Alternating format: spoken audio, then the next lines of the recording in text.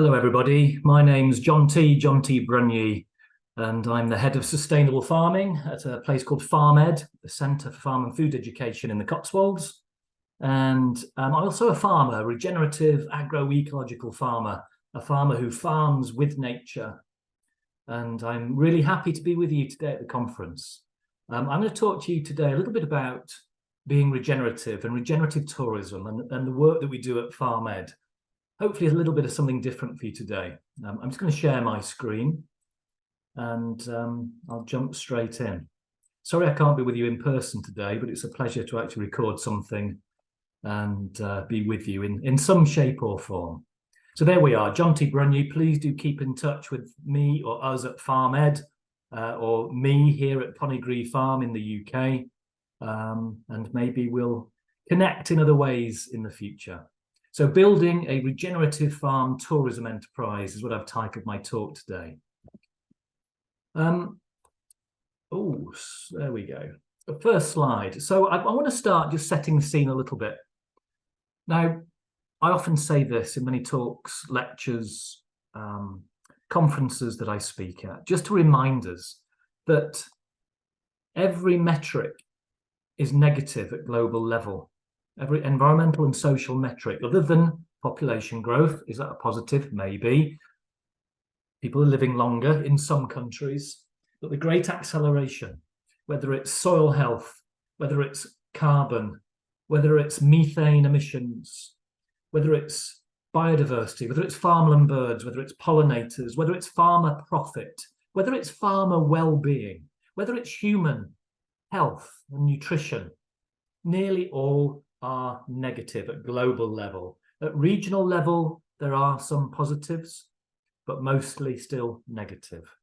Therefore, we must do something very different in the next 10, 20 years. I'm just going to focus on tourism in my talk, only because it's the thing we rarely touch on. And as a farmer, as an agriculturalist, as an environmentalist, tourism is actually at the crux of a lot of what we do, particularly when you're a diverse farmer. If we're thinking about countryside and all the public goods that the countryside offer us, tourism, access, recreation is often at the heart of what we offer, alongside food production and fuel and fibre. So that's why I'm just focusing on this a little bit today, because I think it's really important and it has a potential massive impact, negative, but also lots of opportunities too. And just like agriculture, tourism is incredibly depletive and probably very unsustainable in the long term, in the form that it is at. And to this end, when I used to be a programme manager, a lecturer at the Royal Agricultural University in Cirencester in the UK, and I developed a programme all around sustainable agri-tourism. So I think it has a lot to offer us, but it's challenging. Sustainable tourism, I often argue, is not enough. Just a bit of recycling. Leaving no footprints, washing your towels every other day instead of every day is not enough. Being a little bit more sustainable with the energy use, and maybe sinking our carbon for the flight that we took to Australia, to South America, to Africa, to Indonesia on holiday. Maybe not enough. Maybe we need to go a little bit further. Carbon offsets, yeah, good. It's a good start, but is it enough? UN tourism standards, great, but is it enough? I'd argue not. We need to think differently. And this is where I come to regenerative thinking, whether it's regenerative agriculture, regenerative finance, regenerative leadership, regenerative nutrition. Regenerative tourism has to go beyond, for me, conservation, beyond ecotourism, beyond eco-farming, to a state of regeneration. From conventional to the green policies, to sustainable policies and education, to restorative practice, to regenerative design, regenerative thinking, regenerative leadership, regenerative business. That's where I think tourism, agritourism, rural tourism, diverse farming businesses need to aim. What might that look like at farm level? Well, a regenerative farm tourism business, I think, starts as ever with the soil. I think a tourism enterprise should think about how can that enterprise contribute to improving the farm's soil and the farm's ecosystem? How can that enhance the water and the nutrient cycle on farm? How can that tourism business, that visitor to the farm, that visitor spend, help rebuild connection with nature, food, the local community around that farm, in that valley? How can that regenerative tourism business actually restore the farm and the wider landscape? And how can it help rejuvenate rural economies? Now, that's probably the one tourism's been pretty good at, the multiplier effect. But I think we must go back a few levels to natural capital. How can it improve, enhance, rebuild, restore, reconnect, rejuvenate? That's at the heart of regenerative thinking, whether it's farming or tourism. It's about agroecology for me. I often say that agroecology is the shelf on the library where we all have to be if we're going to save the planet and feed people and get a sense of well-being. Because agroecology, to me, here's the UN principles on agroecology: diversity of people, stock, livestock, crop, biodiversity, enterprise, co-creation and sharing of knowledge, just like today. Synergies, finding those synergies, maybe enterprise stacking, making lots of bits of the business work together. Yes, it's about efficiency, but it shouldn't be the main driver. I don't think sustainable intensification and efficiency measures are the way forward. It's about recycling, of nutrients, etc., and other materials. It's about resilience. It's about human and social values. And importantly, culture and food tradition. That's why agroecology, linked with regenerative thinking, I think are so important. And it works for the global north, the global south, the global east, and across cultures. It's about governance, which is crucial here, and power. It's about circularity and solidarity. Maybe farmers sticking together, rural communities sticking together. That's agroecology. The other side of the screen, the 5 principles regenerative agriculture, the groundswell, the Gabe Brown principles, again, of diversity, of crop and rotation, of how important livestock integration is into good regenerative systems. I think that should be part of tourism too. It's about protecting that soil surface, minimum soil disturbance, moving to minimum tillage, zero tillage, cover cropping, and maintaining living roots, not overgrazing, feeding the soil, protecting those roots, getting structure, maybe mob grazing. So all those principles for me fit with farming, but also sort of merge and can benefit and feed into tourism too, across the whole business. That's where we need to be, holistic thinkers. Overwhelming, right? I know I speak as an educator, as a farmer, a practitioner, and as a father of 3 children. It's overwhelming, and I've never known so much change and challenge and complications and contestations and policy complexities and arguments and social media overwhelming trends and just noise and that echo chamber. We must come through the other side. And that's where FarmEd comes in. Do come and see us one day. We are the Centre for Farm and Food Education at Honeydale Farm in the Cotswolds near Oxford. We are effectively a charity, a not-for-profit, a community interest company, and we aim to be at the heart of local, where most of our market is, and regional, and a bit of global agroecological transition too, and that's why it's nice to be speaking to you today. And we do 3 things at FarmEd. We try and inspire, educate, and connect people, and hopefully to build sustainable farming and food systems, of course, that word is crucial, that nourish people and regenerate the planet. And we do that through events and spaces and connection and bringing people together, and conferences and courses and farm walks and farm demonstration.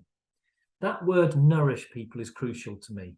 Nourishing, yield times nutrient density times access to food. So not just yield, okay, much more deeper, much more complex.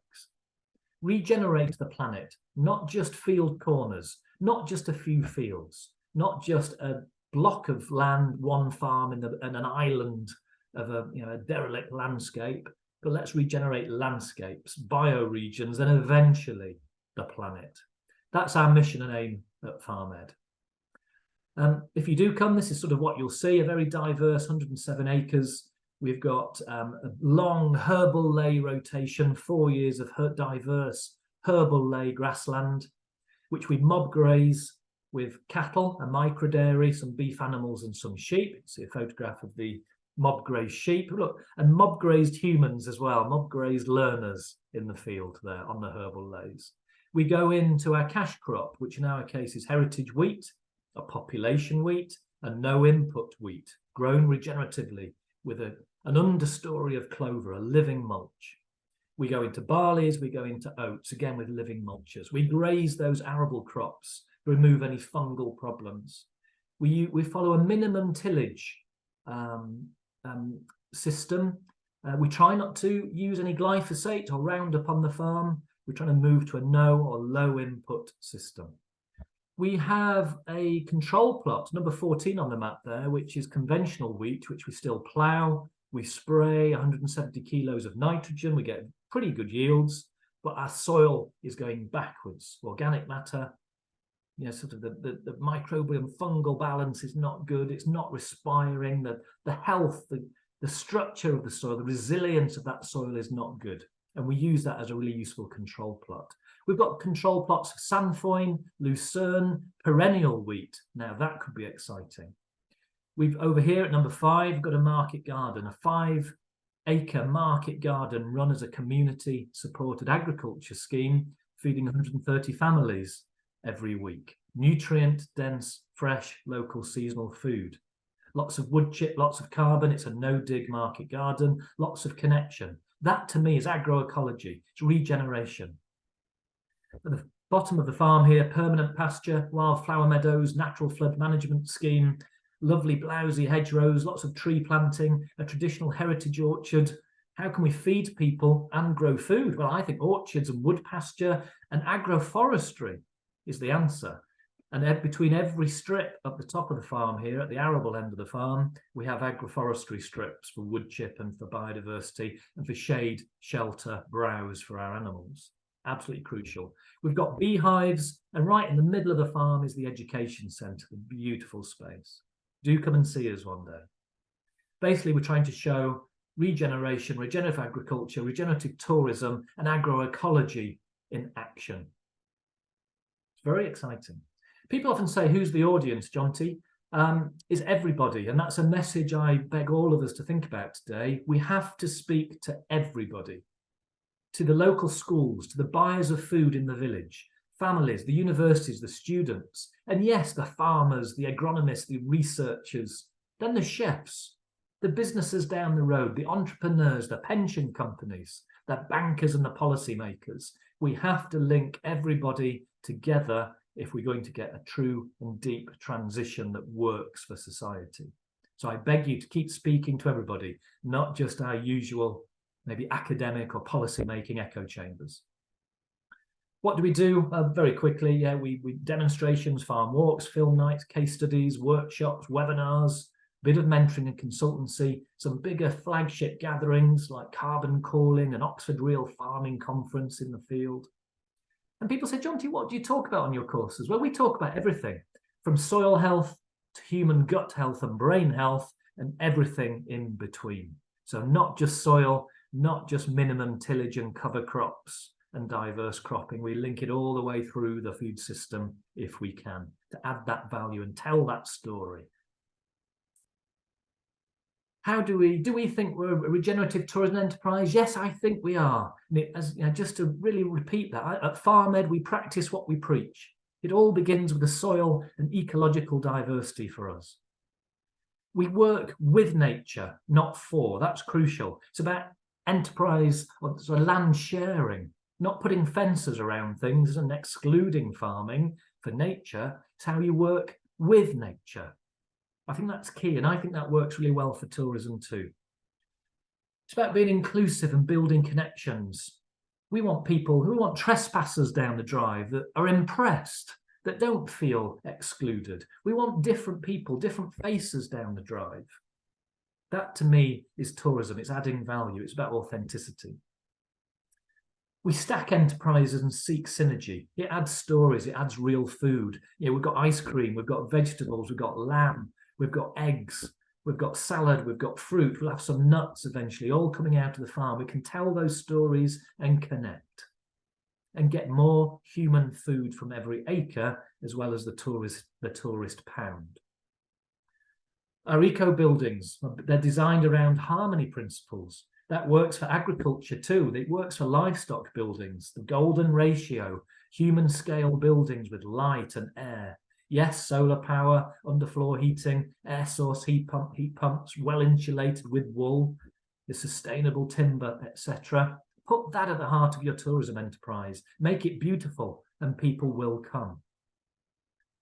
Healthy food is grown here and served every day. Practice what you preach through your menu. On the farm, in your tourism enterprise, at your university, your college, your business. Vote with your fork, make it happen, reach out to your consumers. And we promote short supply chains if we can. Tell those stories, bring people to the farm, let them taste and smell the wonderful produce. Again, great for tourism, great for the farmer. It's about working with others as well as just working on 107 acres at FarmEd. We work across the county, something called the Great Project, and we've set up a farmer cluster group around us. Now 42,000 hectares of farmland around FarmEd are now linked in for knowledge exchange and working together, and some agritourism and entrepreneurship work too. So working at landscape scale, maybe down your valley, is really exciting and important. When I first looked at regenerative tourism 10 years ago, there wasn't a lot out there, but if you Google it now, it is everywhere. Just like regenerative agriculture has gone crazy, regenerative tourism is building too. So it's really exciting, but let's make sure it goes to depth, at scale, and really means something. And often farmers can make that happen if it's in their heart, if it's in your heart, you can make this happen on your farm. So there we are. I'm going to say questions, please, but this is recorded, but I'm more than happy. Do email, get in touch with social media, LinkedIn. I'm on Twitter, Instagram, Facebook, websites. Yeah, there's some email addresses too. Do come and see us. Do keep in touch if you're interested in what I've spoken about today. Thank you very much. Enjoy the conference and maybe see you another day. Bye-bye.